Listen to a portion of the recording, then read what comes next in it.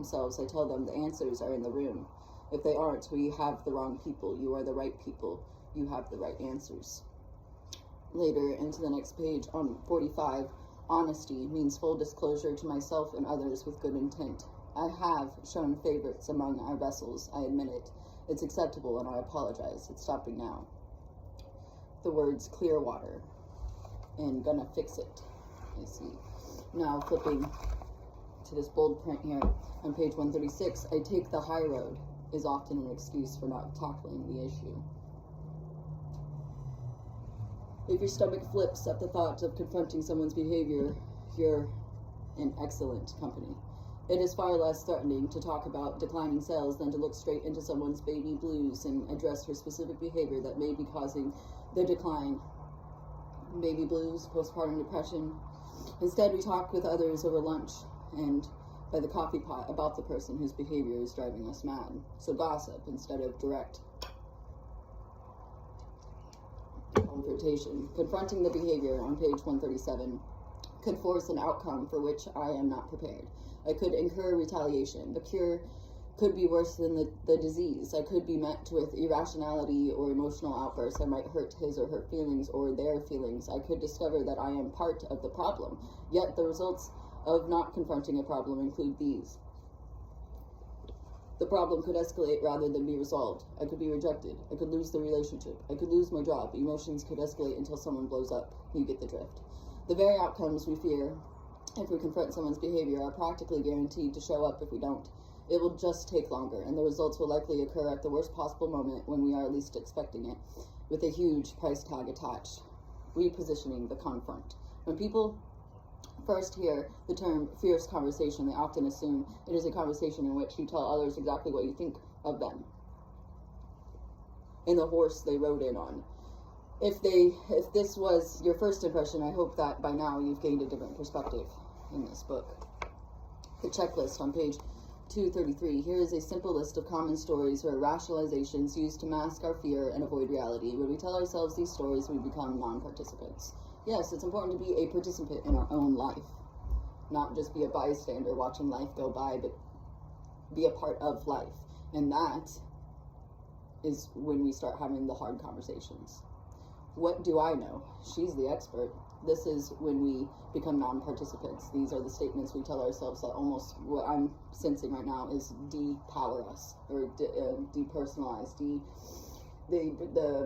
it's almost outing our insecurities. Nothing I say will make any difference. Why bother? She's just going through a hard time, just needs to talk. I'm bored, fatigued, impatient with this person and or this topic. I'll adopt an attitude of polite indifference. Hope it's over soon. No use in saying anything. He doesn't care what I think. That is devaluing yourself by thinking that there's no point in speaking up because they won't care. So what if they don't care? It's important that you care enough about yourself to say what you need to say in the moment that it counts. Getting past, how are you? Somewhere in our histories, most of us have come across an individual who remains a cipher to us. CIPHER, a co-worker who seems to be wrapped in Teflon carrying a shield, a relative with whom you always end up in some kind of misunderstanding, no matter how much you try. You don't seem to be able to connect with that person in any meaningful way. You're not sure where he or she or they is coming from, and the feeling is probably mutual. You've been tempted to say, I've been hanging out here for years, and I still don't know who you are and what you want. The problem does not always lie in the lack of time together. Almost every busy parent has felt guilty about not spending enough time with his or her or their children. Most couples express concern that they have not been spending as much time with their mates as they feel they should. Most leaders suspect that things would go more smoothly if they spent more time with the individuals on their leadership team, and that they, in turn, should do the same with the people who report to them. So we carve out our time, sometimes grudgingly. A parent sits down to talk with a child. A couple gets a babysitter and goes out to dinner. A leader schedules a meeting with a direct report. What happens? Not much. Just space, uncomfortable space stretching out in front of you. Many do not make it past the how are you? I'm fine.